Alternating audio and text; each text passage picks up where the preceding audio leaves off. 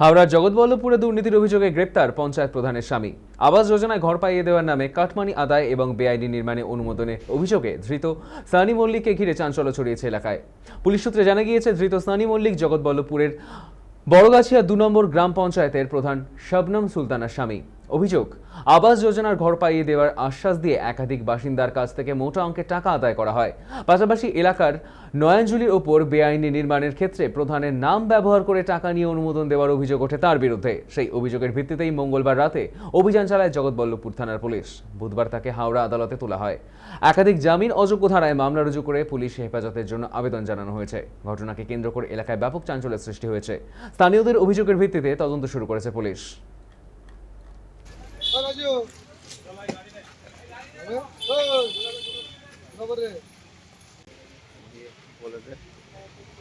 Visual দিচ্ছি।